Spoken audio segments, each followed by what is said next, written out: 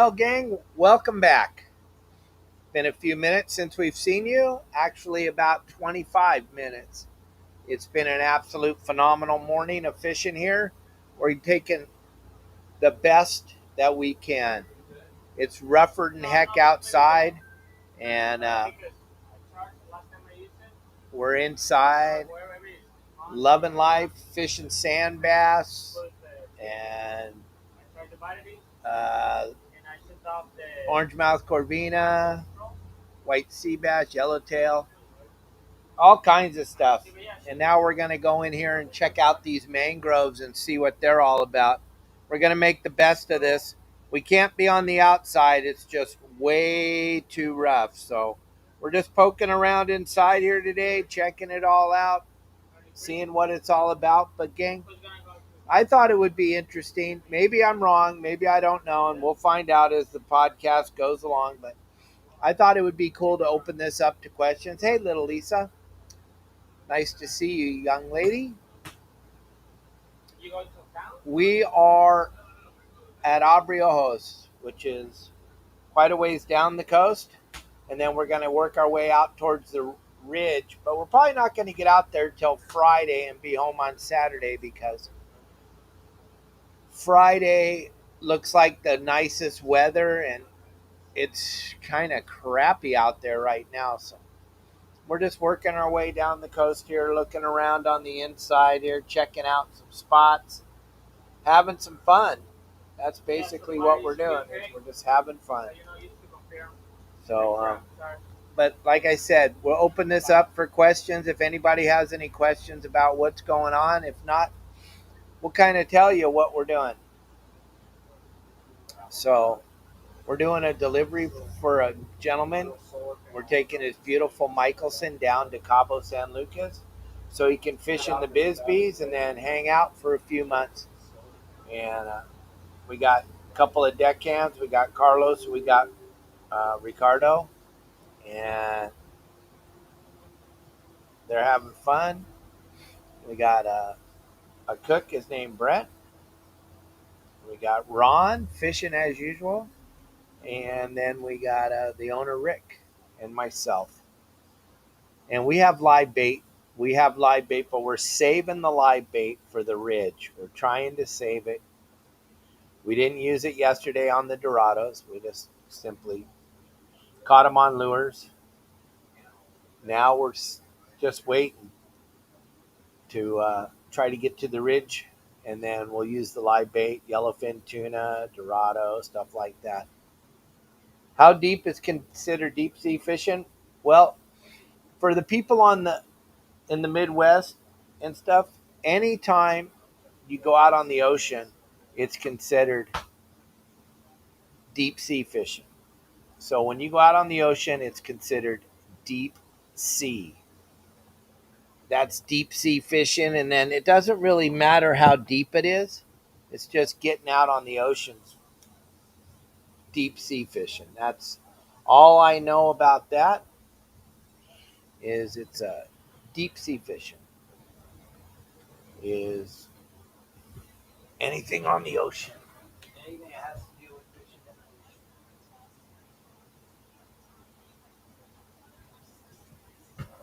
ocean. And then let's see what else. We got some all kinds of lures from everybody. We got some Akara lures. We got some live deception flash lures. We got some lures from Okuma. We got some mad eels. We got some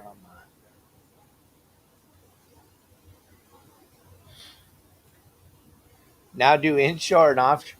Well, inshore on the West Coast is considered fishing the kelp beds, fishing for bass, bonita, barracuda. Offshore is fishing for bluefin, yellowfin, stuff like that. And then on the East Coast, the whole inshore thing's a whole different thing because they're fishing inside mangroves or the intercoastal waterways. They've got so much inshore stuff that they have a whole different being of the inshore thing compared to what we have here on the West Coast. So we don't really have what they call inshore type of fishing. How can you adopt a California sea lion? There's plenty of them. You can really, really, really take care of the California sea lions, John. You can donate a lot of money. I'm starting a fund. So if you want to donate to the California sea lions, you can simply go to Venmo or Zelle. My phone number 949-374-0786, and donate all the money you can to save the sea lions. They are in distress and they need to be saved. John Stanley was asking, how can he adopt one? So you could definitely save the sea lions. Darren, you're headed to Oregon, huh? Oh, how many extinct fish did we catch today? Well, what was really cool was for 4 hours, nonstop, full speed, every cast, we caught a sand bass. And if we didn't catch a sand bass, we caught a halibut, we caught a yellowtail, we caught barracuda, we caught Sierra mackerel, orange mouth corvina. It was just one after the other, after the other, after the other. It was pretty spectacular, pretty crazy. But it was a lot of fun. We had a good time. We caught a lot. We caught 100 to 150 white-bellied sand bass, highly migratory sand bass. These are the same sand bass that you find in Southern California waters. They migrate up in the warm water months, June, July, and August. Spend their spawning, breeding time down in San Diego or up in the Horseshoe, Long Beach area, and then they come back down here to Mexico in the winter time. And as you saw, there's a billion of them. There's just a billion of them. We stopped in the middle of what has to be nothing, just the middle of nothingness, and it was just wide open California sand bass. Yep, we're having a blast.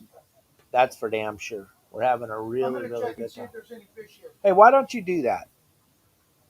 Why don't you check that out? Did he get a bite? Yep. So if you guys have any questions, you want to know what's going on here, you want to know anything about anything, go ahead and feel free to ask any question you want. You can text the show at 949-374-0786, or you can put your question up on the side panel here.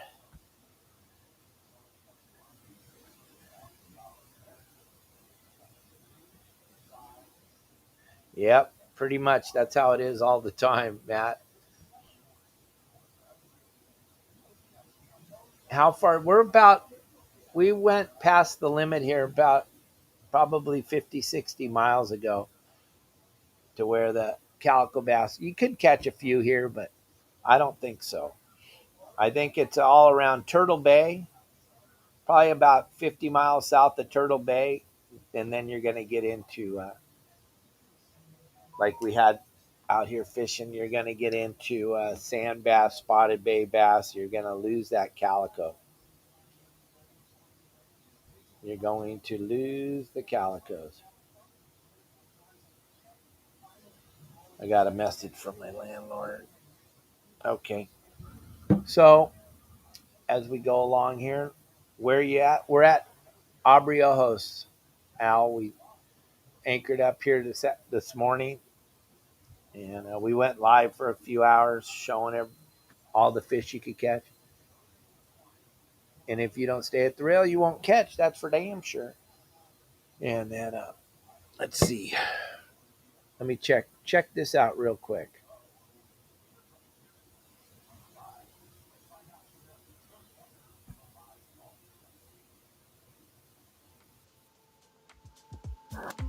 Hey guys, this is John Bretz with Okuma Fishing Tackle.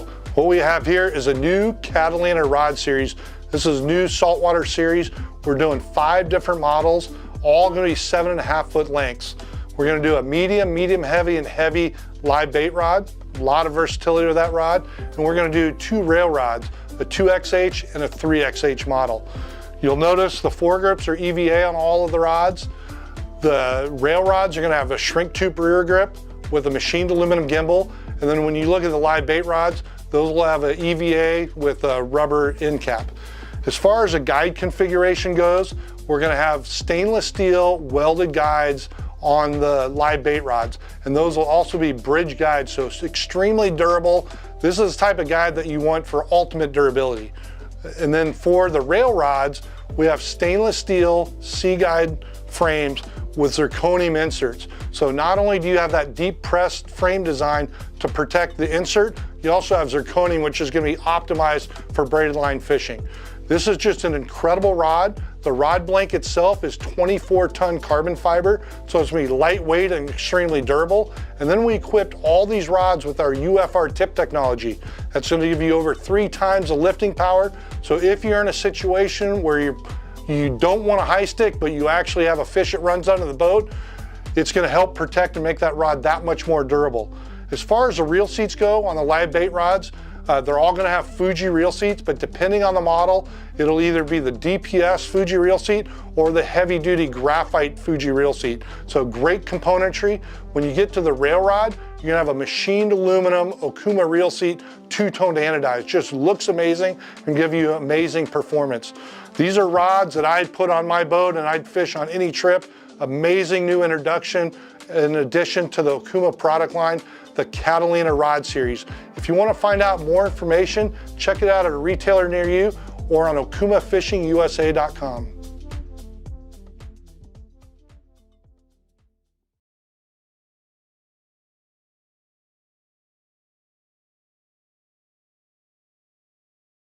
The Catalina rods are an absolute must-have. I've been using them for 20 plus years, gang. And I'm so glad that they brought them back because it's a spectacular rod. It fills a lot of voids, and it's not that expensive. So it's very, very, very versatile. It's going to fish all kinds of different things from trolling to inshore rods, and then it's going to also, you don't have to take a second on it in your house to get one. So that's even more of a reason why. And I haven't ever been hooked up to a fish and thought, dang, I would have caught a bigger fish if I wouldn't have had this Catalina rod. That's for dang sure. So check out all the products at Okuma. And then for sure, check out the Catalina series because they're pretty special.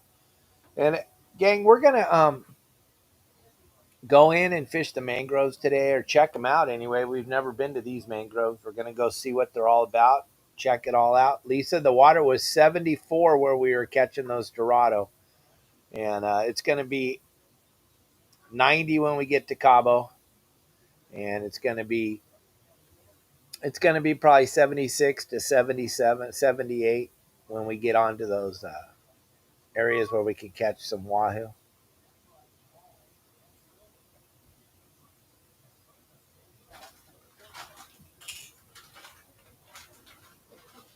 Well, here's the deal, Matt. You're going on a 10-day trip, so you're going to have plenty of time to hook up your rods. You're going to put your reels on your rods. What I would do is I would kind of give the office, the Red Rooster office, a call and let them know, hey, I'm coming out on a 10-day on the Red Rooster. Andy's a really good guy. He lets the office know exactly what they're fishing for, what you need to bring on the trip. You may get away with 5 or 6 rods. I don't know if you need more than that. I personally don't, but you might need more than that. But 5 or 6, probably a good trolling rod, a lure for casting the iron, surface iron fishing, the bomb, fishing the wahoo on the bomb, some type of a jig rod, a couple of bait rods, 40, 50-pound bait rods, and then maybe just one rod for the flying fish or for the, I'm not really sure what you're going to do. So you got to just kind of call the office and let them know. Andy's going to be able to answer the question better than anybody.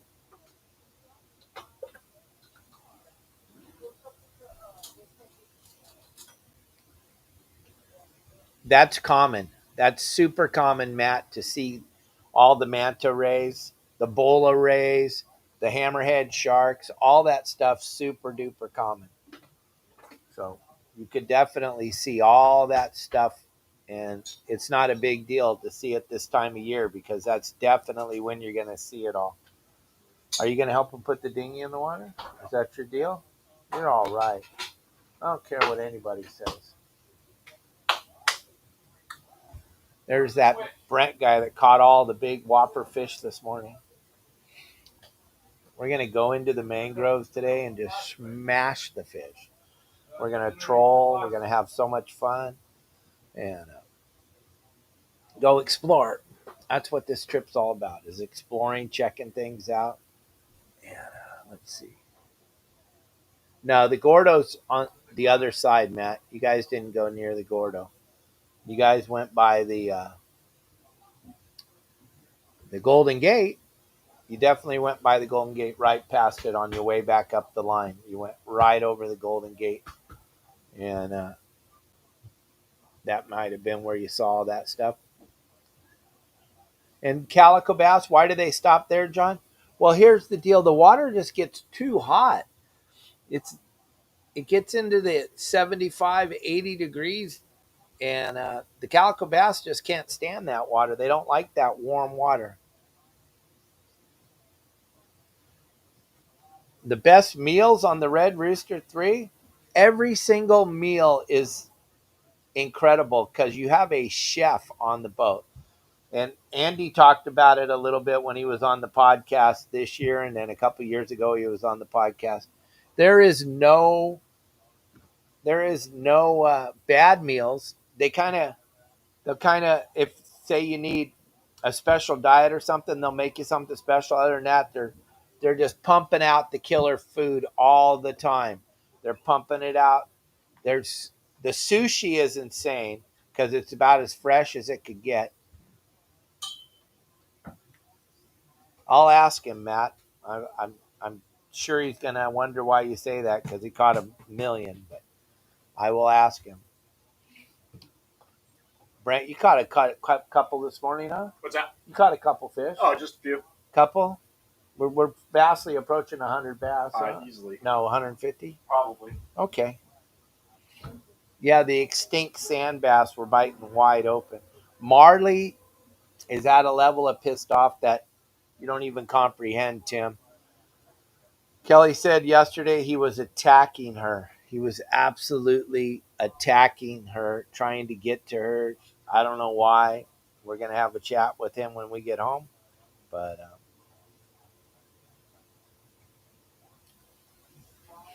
that's what's going on here. They're launching the dinghy right now. I'm just kind of looking at it. Here, you guys can see. They're launching the dinghy right there. So we can go play.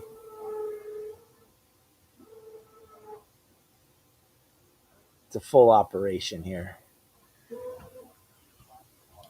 And the boss is watching horse racing. His horse won the race. Yes, it did. His horse won the race. He was very, very happy. Yeah, Marley needs to go trolling and not come back. That's for damn sure. I've just about had it with that monkey. Somebody needs to stand behind that dinghy and stop it from crashing through the window. Yeah, I've just about had it with that monk. I don't know what we're going to do with him. But, yeah, gang, if you have any questions about this trip or about anything at all, go ahead and feel free to ask any questions you might have. How many people can fit on that dinghy? Oh, it looks like about 6, but they'll fish 2 perfect. And that we're just going to go explore first. We're going to run into the mangroves here and see what's going on. Slow troll some so some Rapalas in on the beach or something and see what's going on. And then I don't know what gear and tackle for throwing wahoo bombs. Well, you're going to want a small piece of wire in front of your bomb. You're going to want to have like 50 or well, you're going to have 80-pound braid and 50, 60-pound fluoro tied right to the piece of wire because they're going to bite you off. 50 pounds about as light as I would go, maybe 60-pound fluoro is going to be just fine. It's that connection between the fluoro and the lure where you got that wire. You can fish heavier. I mean, you can fish 100-pound if you want to, but it's just that wire. You got to make sure that you're not going to get that thing chomped off. So you want to have a piece of wire there stopping that fish from breaking the line. No, we're going to make more flags this year, but we don't have any left right now. We're kind of out of flags, but we'll make some more. We'll get some more going.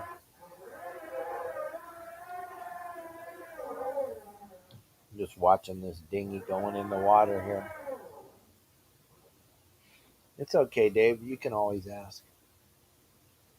You can always ask. It's about us. We're getting that dinghy up in the air there, way up. Woo! There it goes. Now they're dropping it down. It's all good, man. Look at that. Going down. Woo! Yeah. So that's about all you can see.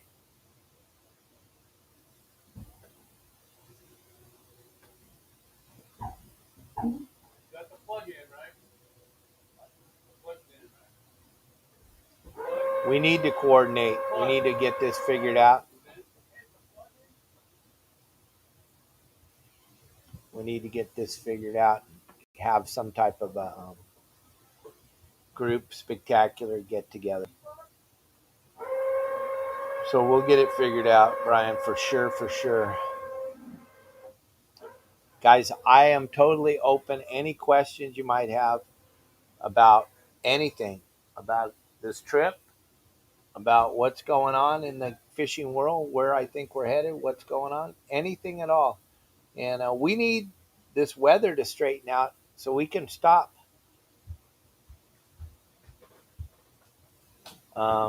canceling trips. Al had to cancel his trip last night because people were scared of the weather, which is pretty weird for hoop netting inside of San Diego Harbor that they would be worried about the weather, but they were.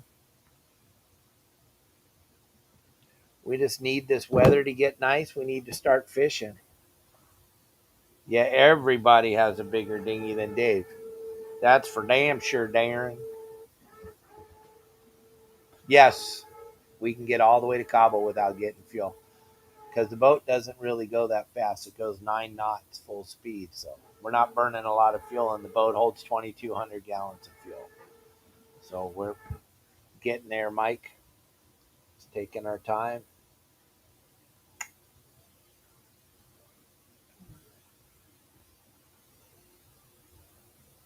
Oh, cool, Lisa. Yeah, invite some people. Have some fun.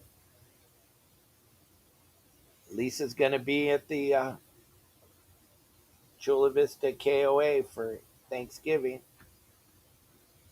Yep, it does every year, Matt. Every time it cleans those streets up and all that stuff washes into the ocean. That's something I need to talk about for a minute anyway. Thank you. Here's the thing. There's only 2 problems with the ocean. All right? Urban runoff and the California sea lion.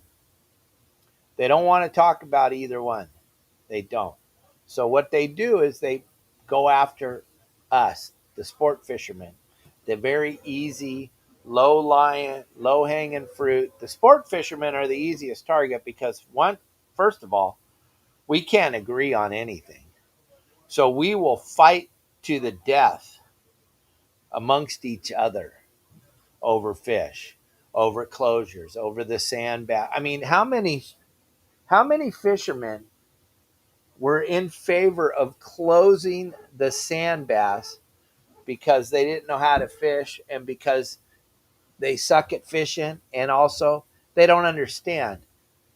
The sand bass closures had nothing to do with fishing. It had to do with control, and it had to do with them taking control of us and tricking all these crybaby people into thinking that we should close sand bass. Gang, if we lost sand bass, that would have been it for the sport fishing industry. That would have been it for the live bait company. That would have been it. Now they're after our live bait, and we have to be strong and we have to stand. But back to what we were saying. There's two problems: urban runoff and the California sea lion. But urban runoff is wickeder than the sea lion because urban runoff is killing fish and you don't even see them. You don't even see the fish that they're killing. At least sea lions, we can see the devastation of the fish they're killing, but we can't see the other fish. Good afternoon, Robert. How are you today? And Charles, how are you? How much fuel do you think you'll burn? Oh, we'll burn. We'll show up with like 300 gallons of fuel. We'll have 300 gallons left in the tank. It'll take all that fuel to get down there. It'll take probably nine. What did I say we have? 1,200 gallons, or no, 2,200 gallons. We will have 1,000 gallons left over. We'll have about 1,000 gallons left over of burnable fuel. But it still takes a phenomenal amount. It's like 980 miles. And it all depends on how fast you go. Most of the boats I've taken down to Cabo, we have to go very, very slow because they're very small and they don't hold a lot of fuel. Yeah, 2,200 gallons. So that's what the owner told me we have. So I got to believe we have that. And we'll probably burn 900 to 1,000 gallons, somewhere right in there.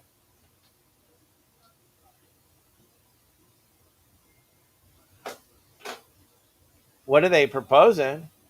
They're proposing to make it a no take, and then the bait boats will be done. Everybody will be done fishing. They you got to go and you got to read about it. They propose a no take for the live bait, even though the live bait fishing is less than 1/10 of 1% of sardine take in the world. 1/10 of 1%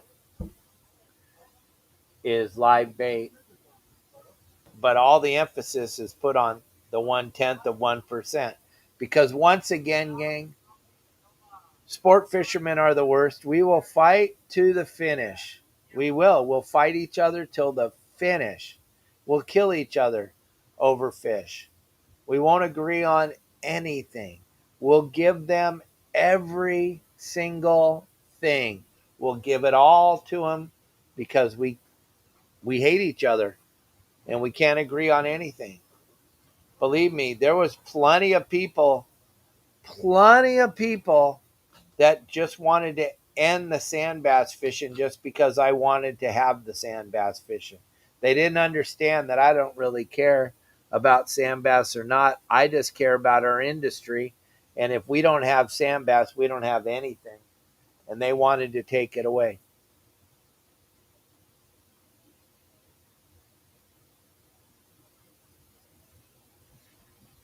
Cameron, I noticed that you canceled your subscription. What did you cancel for, if you don't mind me asking? And I don't know if there's going to be anything left this weekend after this big storm. You're going to have to play it by ear and see. I think that Southern California, the pretty much the offshore thing is pretty much hanging on a thread, if it's even happening at all anymore. It wasn't really a great season offshore as it is, but Yeah, I was just wondering what you canceled for. But I don't.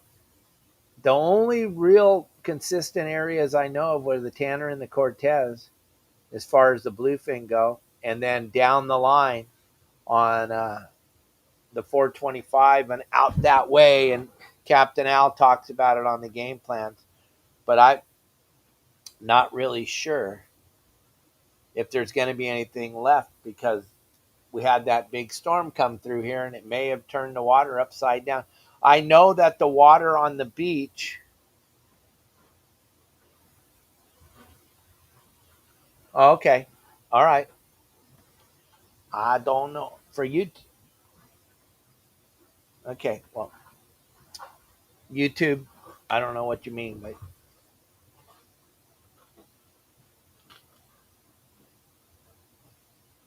what was I saying?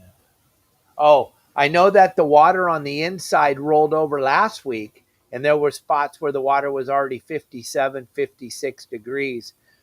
That doesn't help at all. And then if that water at all dumped over anymore, it's going to be cold all the way out to the Cortez Tanner. So there's that too. There's going to be that. So I think our game plan for offshore has kind of been non-existent in Southern California, and then the Mexico game plan Al's been given. I don't even know. Those guys are going to be out looking today. They may or they may not find some fish. I would suggest that you check back in with us tomorrow and see what our game plans are, but may not it may not be good. It may not be happening. So you might want to check it out, see what you think, and then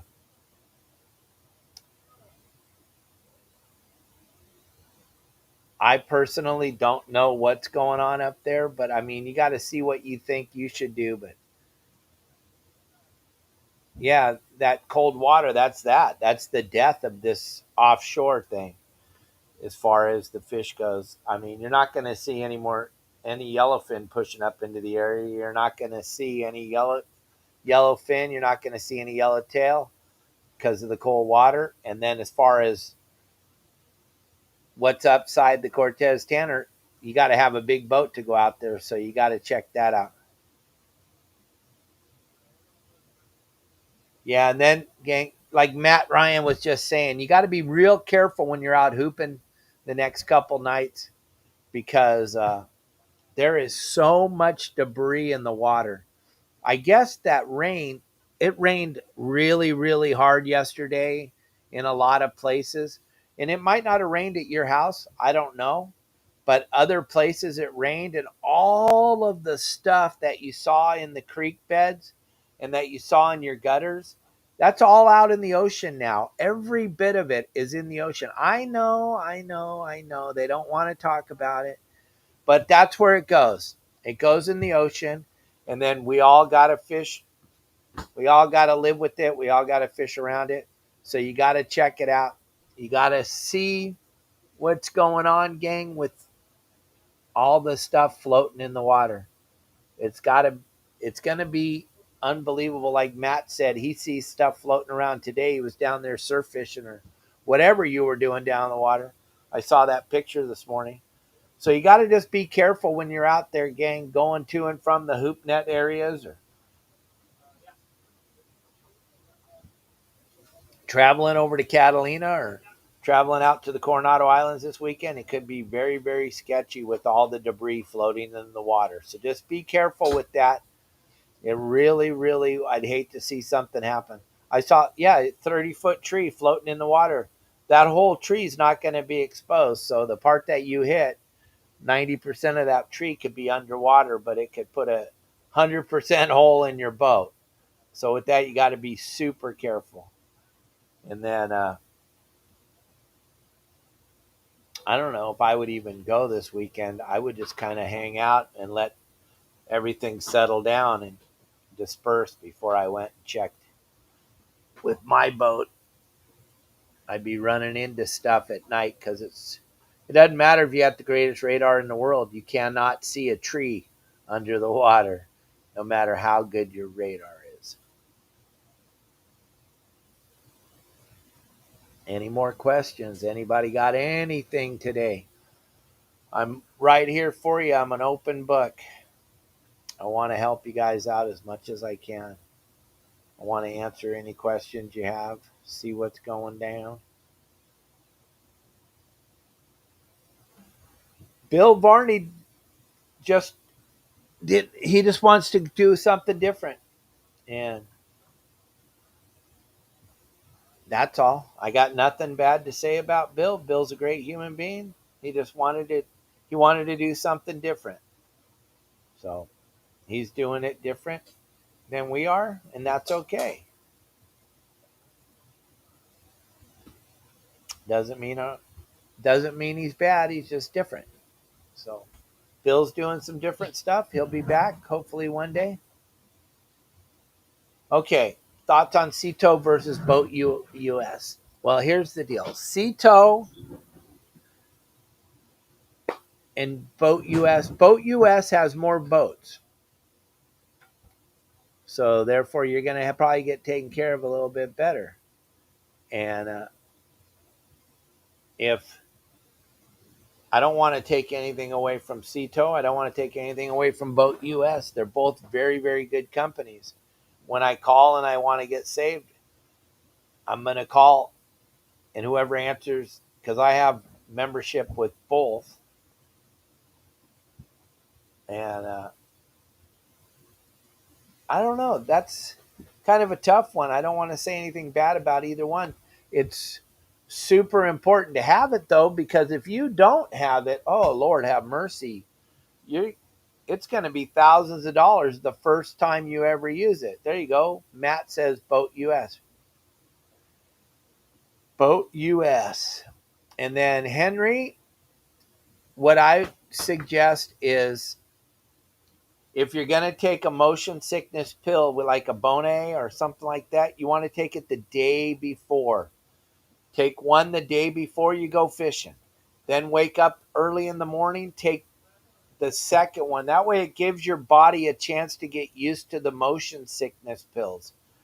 Here's the biggest problem I see everybody do. They come out on the boat, they don't feel good, and they take a pill. Too late. So you want to, if you think you're going to get seasick, you want to take the pill before you go out on the boat.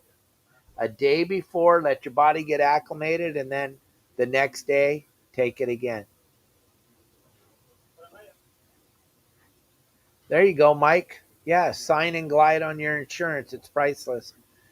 Tim has Boat USA. Matt has Boat USA. I will tell that again some other day. We're not story time telling today, but yeah.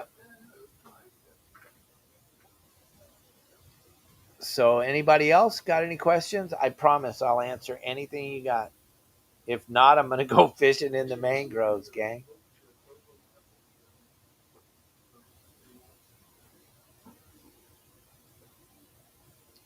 Anybody, anything? All right, well, don't forget to check out Okuma and check out those great Catalina rods. We'll throw the QR code back up there on the screen one more time. Check it out.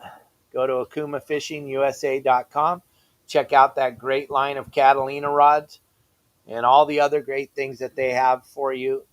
And I'll see you guys tomorrow. We will be live fishing in the morning.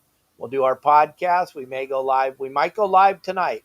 I don't know. It's going to be mayhem here. So we'll see what happens.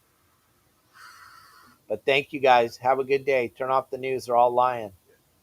This is the only place you're going to find the truth. So right here, right now. Oh, how long is the trip?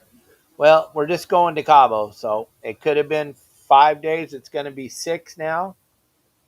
And the Grunion story. Hey, Max, Wes, how are you? Nice report on the lobsters. Thanks for mentioning me and my website. I appreciate that. The trip should have taken 4 days. It's going to take 6 because of the weather. The weather is, if you guys look, outside of Aubrey Ojos, the weather is 15 to 25 knots right now and tomorrow, and then it gets calm on Friday. So It's going to be gnarly. So check it out. And I will see you guys later today or tomorrow morning. Bye. Current conditions.